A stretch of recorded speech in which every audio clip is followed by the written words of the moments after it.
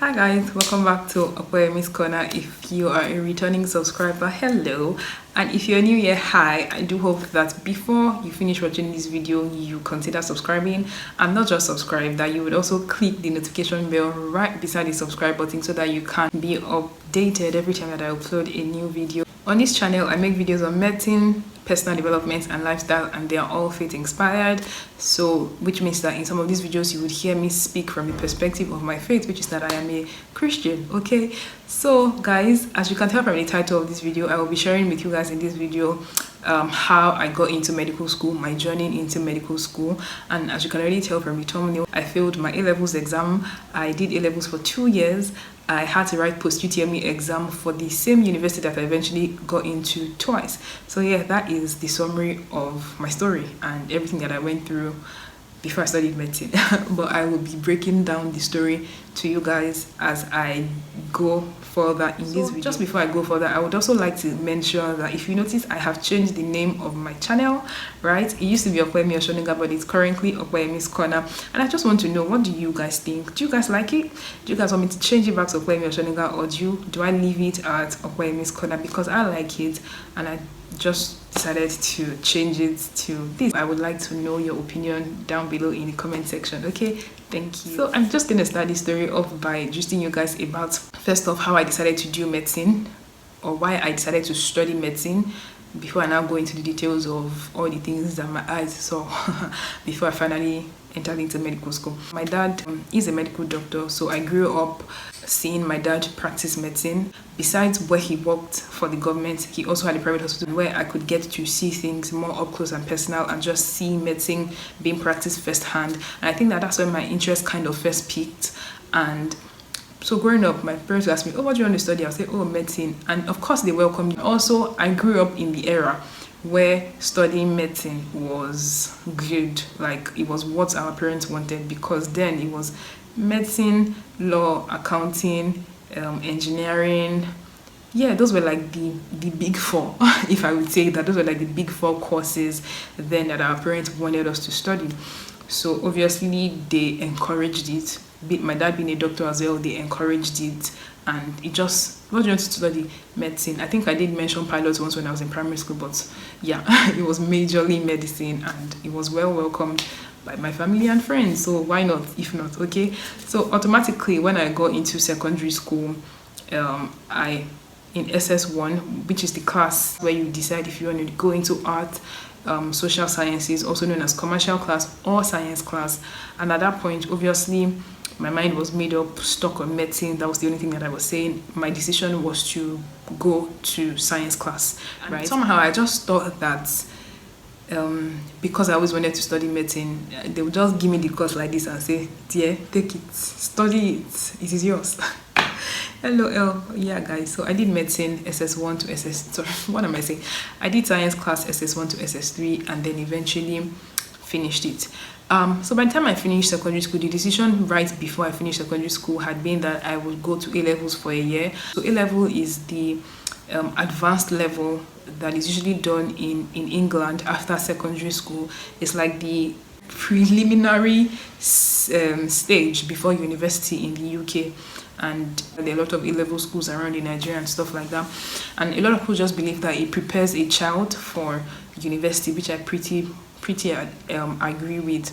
So I got to do A-levels. So that was the plan. And I was 15 when I finished secondary school. So it was just like, yeah, we're definitely going to do A-levels. And also at this point, I thought I was going to travel out of Nigeria to do my medicine. But y'all know how that ended. I did not go outside Nigeria to do medicine. Here I am. So the exam for A-levels is usually written twice a year: October, November, May, June, if I remember correctly, or April, May. I'm not too sure actually. So Opeyemi resumed A-levels in July, August, and decided that she wanted to write October, November A-levels exam. Bear in mind that I am not taught with the A-level system in school, meaning because before A-levels in the UK, there's something called IGCSE, which you would write an exam for. In Nigeria, we're not taught with that kind of syllabus. Yes, we're taught the same biology, chemistry and all of that, but the syllabus is quite different, right? So in my wisdom, I decided that, yeah, I want to write it in October, November, and I resumed in July or August, thereabouts. And my dad, being encouraging, decided that, okay, fine, I would pay for it. So So he paid and I went ahead to write the exam. Guys, when my result came out, I had an E, a U, and another U. I had, because you write 3 or 4, so I was doing 3: biology, chemistry, physics. I had EUU in my results. U means ungradable. Obviously, that was just really bad. So the plan was just to continue the A-levels, whatnot. So I continued A-levels, and then I was going to write major the following year. So at this point, when I was leaving secondary school, although the plan was that I would not go to university, I did write the UTME exam, also known as JAMB, but obviously I knew I wasn't going to use it. So yeah, that was just there. So while in A-levels, by the time I finished the May-June of the next year, while waiting to see my result and know what's next, my dad enrolled me in that same school for IELTS lessons, because at that point I still thought I was going to leave Nigeria. Okay, so I was enrolled into IELTS lesson. I was doing IELTS lesson, wrote my IELTS exam. A-level results finally came out, and my results still wasn't so great. It was better than an EUU, definitely, but I honestly don't remember the exact grades I had then, but they definitely were not good enough to get me the course that I wanted. So my friends then, had a discussion with me and said, okay, how about you do A-levels for 1 more year? Because ideally A-levels is done for 2 years, so there's AS class and there's A2. Ideally AS is the first year, A2 is the second year, but in Nigerian system, where the entire thing is done in a year, the AS is done for about 6 months, and then the A2 is done for another 6 months. So they just said, okay, how about you do the entire 2 years that you were initially supposed to do and write the exam again at the end of the second year. It was a very hard decision for me, because at this point I had already lost a year after secondary school.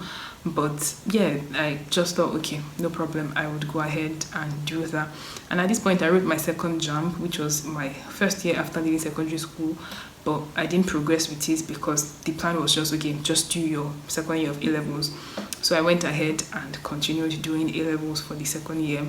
While I was doing my A-levels second year, I had been applying to Ghana, to University of Ghana, Legon, and so I had applied medicine first choice, pharmacy second choice. And I remember one evening, just in my A-level school, by the way, I did my A-levels in JSA University at Ibadan. So I remember I got a text saying that I was invited for exam and interview the next day in Ghana. For real, guys, in Ghana. So I had to call my parents. Somehow, thank God for provision, my dad and I flew out to Ghana, 6 a.m. the next morning. The way they were offering me was either medlab science, physiotherapy, or radiography. And obviously these were not the courses that I initially chose. So when they asked me that, they told me that I had to make a decision on which of these, on one out of these 3 that I wanted to do, and I did choose that I would do physiotherapy. So I did the interview, did the exam. At the end of the day, they told me that I had gotten the admission and I was free to resume on the resumption days that they were going to give and all of that. But yeah, I just knew that I wasn't going to resume because it just was in medicine, and medicine was the goal, you get. So that's how that admission went, and I didn't get to go to Ghana because I didn't get the course I wanted, right? And then I came back home, was taken back to Ibadan, and then I just continued my A-levels and finished the year. So usually when you finish A-levels, right, you would have to wait for a while before the result comes out. I don't remember how long exactly the wait is for, but it's a pretty long wait, right? So I had to wait for the exam. I wrote my 3rd JAMB, and then the plan was that I was going to go to UI. So majority of the people that I did A-levels with went to UI. So I was pretty excited about going to UI because it was going to be a place where I knew people, where some people were pretty familiar, and yeah, which was just going to be good. And also, by the way, with A-levels, you can enter into university in the 2nd year. So you can bypass 1 year and just enter 2nd year, right? So I was also saying, okay, maybe if my result is really good, I can just use it to enter 2nd year because some Nigerian universities accept it and stuff. While waiting to do UI's post-UTME exam, I had already registered on their portal, done all of those stuff that you do to be able to write post-UTME. ASU decided to have a big strike that year. That strike was so long, and it was just like everything was on pause, stand still, literally. At this point, my dad started mentioning Babcock, and I did not even want to hear it because, let me give you guys context. I attended Babcock University High School, and usually most Babcock University High School students go ahead to further their education at Babcock University. So what that means is the majority of my classmates were in Babcock University and were in 300 level, because this is 2 years. This was my second year post-secondary school. So I was thinking, how would I enter Babcock? My mates would be in 300 level and then I will be in 100 level, and I'm like, nope, I'm not writing the exam, I'm not doing this, it's not even going to happen. I was just saying a lot. I remember telling my mom, crying, saying, no, I'm not going to write it, I'm not going to go, blah blah blah. They were just like, no, you should write it, trying to encourage me and everything. So eventually I went and I wrote the exam. When I wrote the exam, they released the first lists and I got into physiology. And at that point I was already like, yeah, you know what, I would just do physio, probably do a master's afterwards, because at this point my interest had started to grow in psychology rather. So I was thinking, okay, I'll do a master's in something physiology, psychology related, blah blah blah. As at this point I was just going to accept and say, yeah, I'm going to do physiology. Of course, nothing wrong with physiology. The only problem was that was not the course I initially wanted to do or had plans to do. So only for one day my dad comes back home and says that, oh, he's going to buy me a Babcock form again for me to retry the exam, because usually Babcock releases, they take in people batch by batch, which is what most universities do, and so they release per batch based on how early you write the exam, so which means that you get the opportunity to write it again. And he said somebody had advised him that I should write it again, blah blah blah. So I went ahead and I wrote it again, and to the glory of God, I got medicine, finally. I remember that day when I don't remember if it was a text or if, no, they released the list in newspapers. Yes, I remember. Remember when we saw my name in the newspaper, my dad was literally rolling on the floor. My parents, actually, my dad, I remember my dad clearly just thanking God, like, wow, thank God. And so guys, that's the story of how I got into studying medicine. Now the question of if medicine is worth it, it's another story entirely. It's a different video entirely. The question of surviving through medical school, it's a different story entirely. And yeah, I just thought to use this to start the medicine content on my channel, and I hope this encourages somebody. If there's any goal, any dream that you're going after, for me, I just thank God for my parents' resilience on my behalf, because if it was left to me, I was just gonna do any course. And which is not entirely bad, because obviously we're seeing now that the big fours, quote and unquote, which are medicine, accounting and co, are not necessarily the courses that a person needs to do to succeed. Nigeria is becoming more open and more, if our IT, tech, computer is the future right now in the country. So of course medicine doesn't pay as much money, but it does have its benefits, and I don't entirely think it's still not the best course to consider. There's a lot of pros, there are also lots of cons, I'm not even going to lie. I do hope I'll be able to film a video on that next, probably bring a guest, and we'll just talk about the pros and cons of studying medicine and just answering the question of, is medicine really worth it, spending 6 years in uni, all for what, you know? But yeah, that's my story, guys. And so let me know, if you're a medical doctor, what was your journey like to getting into medical school? Was it a smooth one? Were you one of those lucky people who wrote JAMB once, WAEC once, admission once, and just got medicine?